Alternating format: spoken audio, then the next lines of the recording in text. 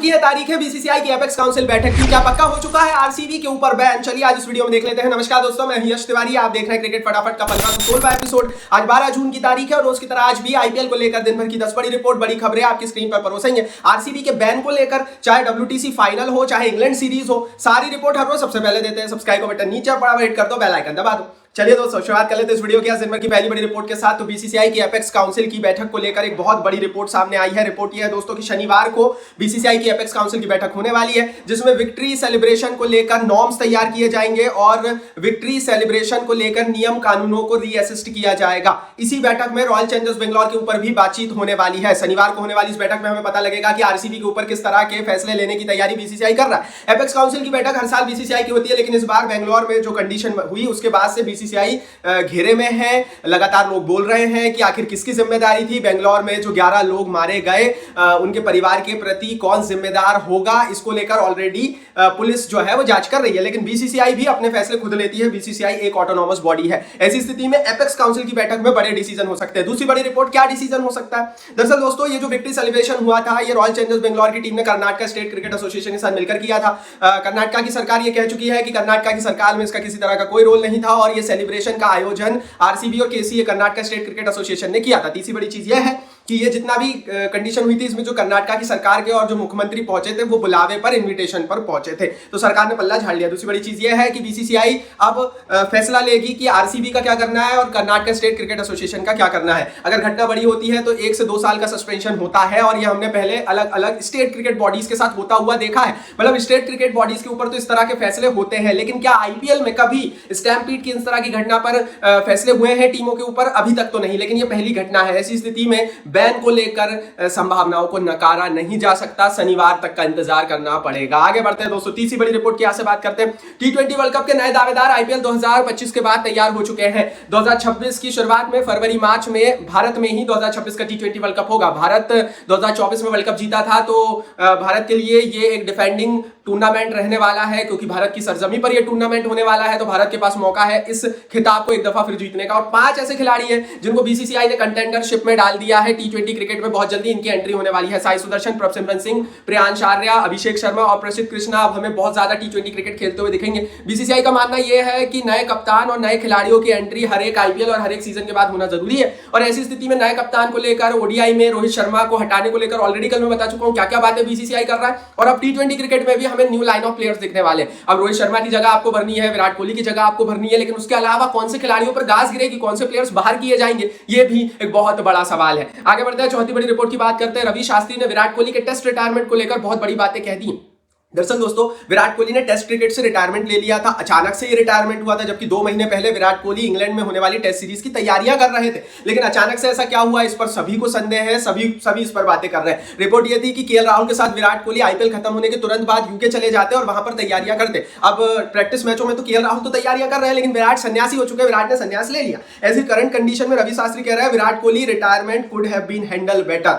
मैंने उसको टेस्ट कप्तान बनाया था, जिस तरह से विराट कोहली को हटाया गया है, जिस तरह से उनका रिटायरमेंट हुआ, उसको और अच्छे से हैंडल किया जा सकता था। ये कह रहे हैं रवि शास्त्री। रवि शास्त्री भारतीय क्रिकेट को बड़े अच्छे से समझते हैं, बड़े करीब से जानते हैं, और उनका ये बयान क्लियर कट बीसीसीआई को इस पूरे मसले पर रिस्पॉन्सिबल बताता है। और ये चीज मैं पहले दिन से बोल रहा हूं कि ये रिटायरमेंट विराट ने अपनी मर्जी से नहीं लिया है, ये रिटायरमेंट उन्हें दिलवाया गया है। और ना सिर्फ विराट कोहली, रोहित शर्मा के साथ भी कुछ इसी तरह की कंडीशन बनी है, दैट्स व्हाई ये रिटायरमेंट हुआ है। तो ये करंट कंडीशन जो बनी है, चाहे वो रवि शास्त्री का बयान हो, चाहे अलग अलग तरीके के बयान हो, ये बताते हैं कि विराट को रिटायर कराना और एकदम से जो विराट का रिटायरमेंट हुआ है, ये भारत की क्रिकेट पर कितना बड़ा धक्का है। और मेरे हिसाब से भाई नहीं होना चाहिए था। बाकी इस पर आप अपनी राय कमेंट बॉक्स में लिखो। 5वीं रिपोर्ट की हम यहां से बात करते हैं। रोहित शर्मा को हटाकर क्या श्रेयस अय्यर ओडीआई क्रिकेट में भारत के नए कप्तान होंगे? बीसीसीआई और गौतम गंभीर तो यही चाहते हैं। क्यों बोल रहा हूं मैं ऐसा? कल मैंने बताया था। कल मैंने आपको रिपोर्ट बताई थी कि किस तरह से अजित आगरकर ने कह दिया बीसीसीआई से कि अब हमें ओडीआई क्रिकेट में भी नए कप्तान के रूप में सोचना चाहिए, क्योंकि श्रेयस अय्यर का उदय हो चुका है। श्रेयस अय्यर भारत के ओडीआई कप्तान बनेंगे, ये बहुत अच्छी बात है, क्योंकि भविष्य में हमें भविष्य के खिलाड़ी चाहिए। लेकिन क्या रोहित शर्मा को जिस तरह से टेस्ट क्रिकेट से हटाया गया, क्या एकदम से यहां से हटाया जाएगा? ये बहुत बड़ा सवाल है और इसका यक्ष प्रश्न का जवाब होना चाहिए। बड़ी चीज ये नहीं, बड़ी चीज ये कि श्रेयस अय्यर का भी बयान इस पर आ गया है।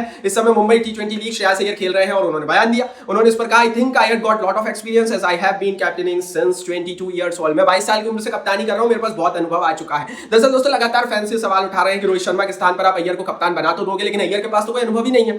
लेकिन अय्यर ने इस बयान से क्लियर कर दिया कि वो रेडी है और अगर उनको अपॉर्चुनिटी दी गई तो वो ओडीआई में कप्तानी करेंगे। उन्होंने ये नहीं कहा कि वो रोहित शर्मा की जगह लेना चाहते हैं। उन्होंने कहा अगर बीसीसीआई कोई भी रोल देता है तो वो जरूर लेंगे। क्या होना चाहिए भाई? देखो, मैं जब सोचता हूं ना इस पूरे मुद्दे को लेकर तो मैं फंस जाता हूं, क्योंकि एक तरफ हम देखते हैं रोहित शर्मा की लेगेसी, आपको T20 वर्ल्ड कप जिताया, आपको चैंपियंस ट्रॉफी जिताई, और दूसरी तरफ हम देखते हैं भारत के क्रिकेट का भविष्य। तो वहां पर आपको श्रेयस अय्यर एक अच्छा ऑप्शन दिखते हैं। कोलकाता ने श्रेयस अय्यर के साथ जो गलती की, क्या भारतीय टीम, क्या बीसीसीआई वो दोहराएगा? शायद बीसीसीआई नहीं दोहराना चाहता। तो एक तरफ भाई हमें यह भी सोचना पड़ेगा कि भविष्य क्या होगा। हाँ, जो हमारे पहले खिलाड़ी है उनका सम्मान भी जरूरी है। रोहित शर्मा, विराट कोहली को आप एकदम से ऐसे निकाल कर नहीं फेंक सकते जैसा टेस्ट क्रिकेट में किया गया। तो दोनों चीजें एक दूसरे से क्लैश कर रही है और इस पर भाई आपका कमेंट बहुत रिक्वायर्ड है। अपनी राय इस पूरे मसले को लेकर कमेंट बॉक्स में जरूर दीजिए, क्योंकि छठवीं बड़ी रिपोर्ट बीसीसीआई के हवाले से आ रही है। बीसीसीआई के इंटरनल सोर्सेस कंफर्म किया है कि 2025 में हुए चैंपियंस ट्रॉफी के बाद रोहित शर्मा के रिटायरमेंट को बीसीसीआई एक्सपेक्ट कर रहा था। रोहित शर्मा का रिटायरमेंट नहीं आया। अब रोहित शर्मा का क्योंकि रिटायरमेंट नहीं आया तो बीसीसीआई खुद फैसला लेने के लिए खुला हुआ है।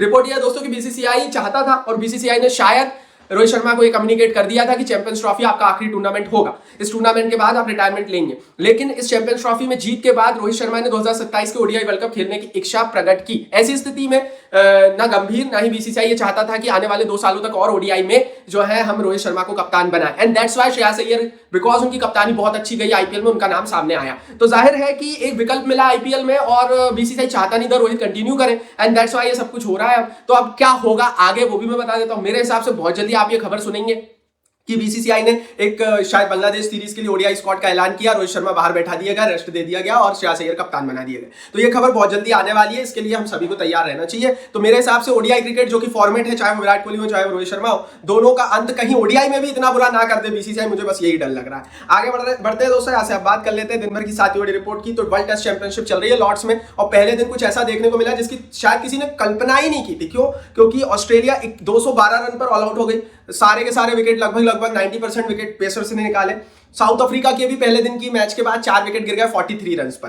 टोटल 14 विकेट एक दिन में गिर गए, जिसमें से 12 विकेट सिर्फ पेसर्स ने निकाले, मतलब सिर्फ तेज गेंदबाजों ने निकाले। 2 विकेट स्पिनर्स ने निकाले, केशव महाराज और एडन मार्करम। तो कुल मिलाकर ये जो पहले दिन का खेल था, इसके बाद हमें समझ में आया कि इंग्लैंड की जो धरती भारत के साथ जब सीरीज होगी 20 तारीख से, तो पेसर्स को मदद मिलने वाली है। प्रसिद्ध कृष्णा का रोल, जसप्रीत बुमराह का रोल, चाहे वो मोहम्मद सिराज है, उनका रोल बहुत अहम रहने वाला है इस सीरीज में। हमें सिर्फ पेसर्स के दम पर जाना है। लॉर्ड्स में हुआ ये टेस्ट मैच हमें क्लियर कट ये चीज बता रहा है। तो भारत की प्लेइंग 11 कैसी रहेगी कल मैंने बताया था, आप इस पर अपनी राय लिखो। आगे बढ़ते हैं, बात करते हैं दिन भर की 8वीं बड़ी रिपोर्ट की। तो ये खबर केन विलियमसन के हवाले से निकल कर आ रही है। केन विलियमसन ने भविष्य के फैब 4 बता दिया, मतलब उन 4 खिलाड़ियों का नाम बता दिया जो उनके हिसाब से भविष्य में, मतलब आने वाले 10 सालों में फैब 4 रहेंगे। अब भविष्य के फैब 4 का नाम सुनने से पहले हम देख लेते हैं अभी या भूतकाल में फैब 4 कौन थे। Virat Kohli, Steve Smith, Kane Williamson और जो रूट, इनको फैब 4 कहा जाता था। फैब 4 मतलब 4 फेवरेट फैबुलस खिलाड़ी दुनिया की क्रिकेट की। भविष्य में केन विलियमसन के अनुसार शुभमन गिल, यशस्वी जायसवाल, हैरी ब्रूक और सचिन रविंद्र फैब 4 का रोल निभाएंगे। तो भविष्य तैयार हो चुका है और विलियमसन ने नाम बता दिया, जो कि खुद भी एक फैब 4 की लिस्ट में आते हैं।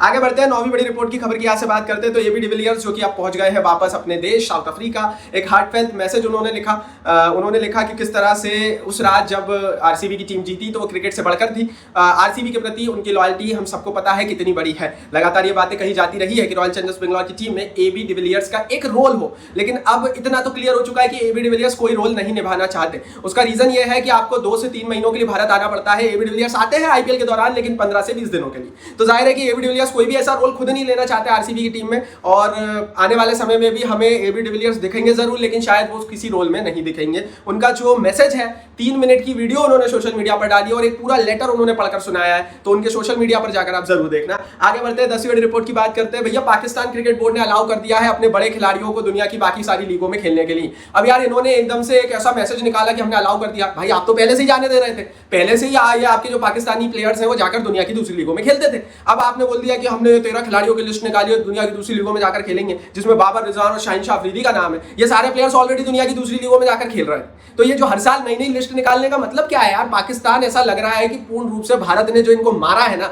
उसके बाद इनका सारी जनता पागल हो चुकी है। और जिस तरह से ये पाकिस्तान अपना पागल दिमाग यूज कर करके अपने खिलाड़ियों को भी अब इन्होंने पागल कर दिया है, भाई मैं तो इन पर ज्यादा टीका टिप्पणी करूंगा नहीं, आप कर दो नीचे कमेंट बॉक्स में। ये थी दिन भर की 10 बड़ी रिपोर्ट। कमेंट बॉक्स में अपनी राय नीचे कमेंट बॉक्स में लिख दो, इस वीडियो को लाइक और शेयर कर दो, और सब्सक्राइब नहीं किया तो सब्सक्राइब बटन नीचे हिट कर दो, बेल आइकन दबा दो।